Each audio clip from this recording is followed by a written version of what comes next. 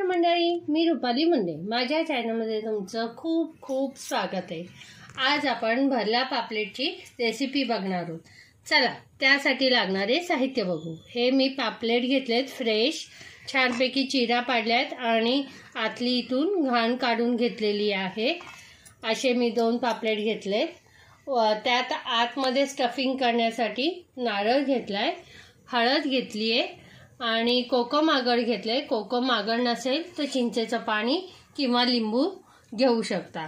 नंतर आलं, लसूण, मिरची, कोथिंबीर घेतली आहे आणि तांदळाचं पीठ, रवा आणि मीठ घेतलं आहे. आता पुढची प्रोसेस बघू. सर्वात प्रथम आपण हळद घेतली आहे, त्यात आता मीठ टाकूया.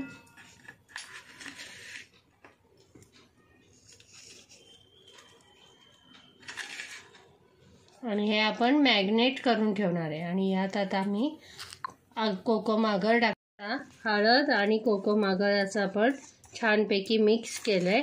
आता आपण हे आपल्या पापलेटला छानपैकी लावून अर्धा तास तरी मुरवत ठेवणार आहे.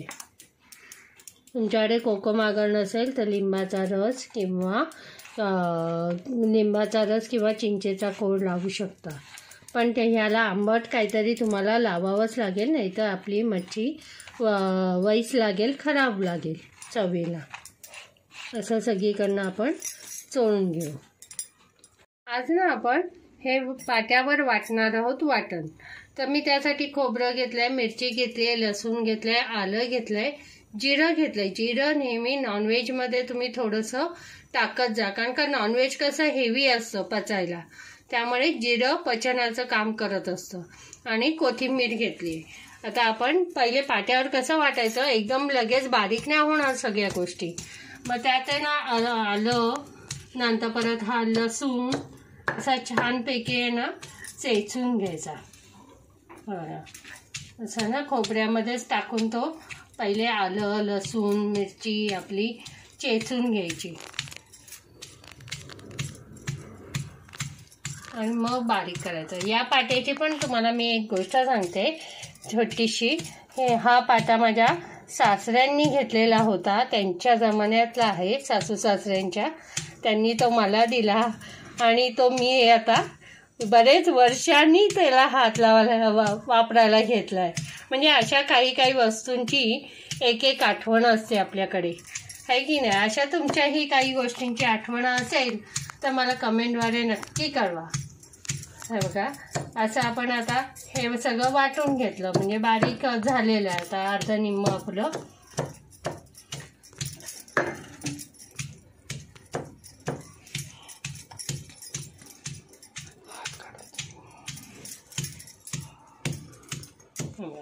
हे असं मस्तपैकी आलं, लसूण वाटून घ्यायचं आणि मग रगड्याने आपलं सगळं एकत्र करून वाटून घ्यायचं.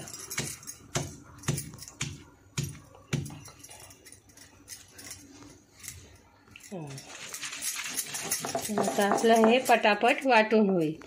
याची चव आहे ना एकदम अप्रतिम लागते, या वाटणाची चव. आता मी हे वाटून घेते, मग तुमच्याशी बोलते. तर बघा, असं आपण हे वाटतोय. हे बघा किती छान बारीक होतंय बघा. आणि जास्त पाणी नाही घ्यायचं कारण का आपल्याला पापलेटमध्ये स्टफ करायचं आहे ना, म्हणून पाणी जास्त न घेता तुम्ही हे मिक्सरमधून पण वाटून घेऊ शकता, पण जास्त पाणी नका घालू. आपण पाट्यावर छानपैकी वाटून घेतलंय. आता इथे मी तेल ठेवलेत आपण आणि अलगद आपण हे वाटण त्यात टाकून घेणार. हे वाटण परतून घेतलं ना की ते स्टफ केल्यावर कच्चं आतमध्ये लागत नाही, म्हणून आपण हे परतून घेत असतो.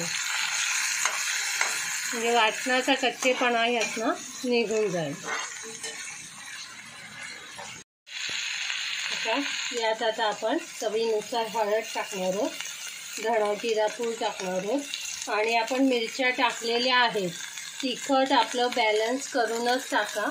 मी आपला मालवणी मसाला टाकला थोडा आणि थोडा गरम मसाला टाकला आता आणि आपल्या स्टफिंग पुरता मीठ टाकणार आहे।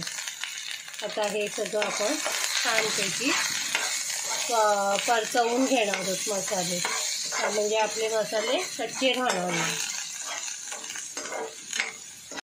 हे बघा आता छान वाटणाला तेल सुटलेलं आहे, आपलं वाटण छानपैकी परतून झालेलं आहे हे स्टफिंग। आता हे आपण छानपैकी थंड करून घेऊया। आपण हे तांदळाचं पीठ आणि रवा घेतलाय, आता ते एका डिशमध्ये आपण घेऊया। त्यात आता मी ही कोथिंबीर टाकते, म्हणजे आपल्या पापलेटच्या वर दिसायला खूप छान दिसते। आणि हा मी बारीक कढीपत्ता चिरून घेतलाय, त्याने उग्रच वास असा येत नाही। आता यात मी थोडीशी हळद टाकते, आपल्या कवरला आहे ना चव येण्यासाठी। थोडी धना पावडर टाकली आहे आणि थोडंसं तिखट टाकलं आहे, कारण का नाही तर मग कवरला चव नाही राहणार। आणि थोडंसं मीठ घातलं आहे। आता आपण हे सगळं काढून घेऊया, सगळं एकत्र करून घेऊया मस्त। आता आपण पापलेट घेऊया। तुम्ही मच्छीवालीकडनं घ्याल ना पापलेट, तर इथून तो कट करून घ्या। फिशवाल्यांना तुम्ही सांगितलं ना तर भरून पापलेट करायचे, तर ते बरोबर कट मारून देतात। माझ्या मच्छीवालीला मी सांगायची विसरली, त्यामुळे मी आता इथून भरतीये पापलेटचा मसाला। हे सगळं मी काढून स्वच्छ धुवून साफ करून घेतलेलं आहे। आता आपण हा मसाला यात थोडा थोडा करून असा भरून घेणार आहोत।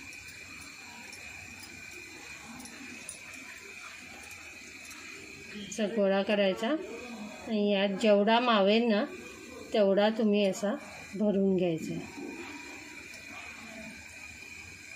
हे बघा पापलेट मस्तपैकी मी फ्राय करून घेतले, मसाला भरून घेतलाय। आतमध्ये दाबून दाबून असा मसाला भरलाय मी, असा मसाला छानपैकी आतपर्यंत दाबून भरायचा आहे। इथे मी ना तेल छानपैकी तापवून घेतलंय, हे तेल तापवूनच घ्यायचं। तेल थंड असेल आणि तुम्ही टाकायला गेलात त्यात पापलेट, तर कवर वेगळं आणि पापलेट वेगळं असं होईल। आता आपण हे सगळं छानपैकी याला कवर करून घेणार आहोत। तांदळाचं पीठ, रवा हे मस्तपैकी आपण यात लावून घेऊया।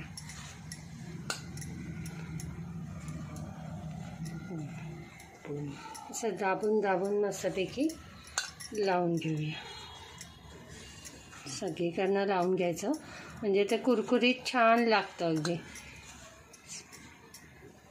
आणि आता एक्स्ट्राचं पीठ थोडंसं काढून घ्यायचं आणि आपल्या तेलावर हलकं सोडून द्यायचं।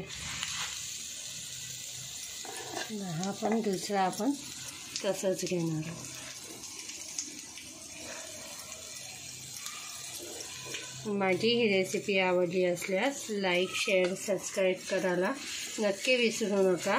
आणि असंच प्रेम लहान मोठ्यांचं माझ्याबरोबर सतत राहू द्या, आशीर्वाद राहू द्या मोठ्यांचे, त्याबद्दल मी आभारी आहे।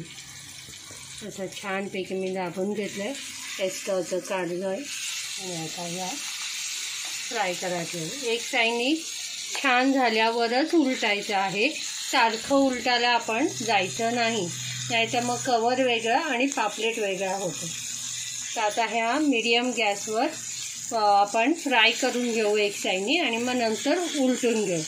मी दाखवते तुम्हाला।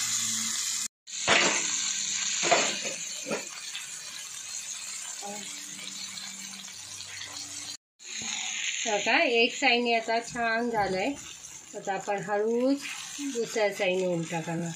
बघा किती सुंदर असं पापलेट आपलं दिसतंय आणि आपलं वरचं कवरही खूप कुरकुरीत आणि मस्त झालंय बघा। आता आपण दुसऱ्या साईडने पण असंच फ्राय करून घेऊया।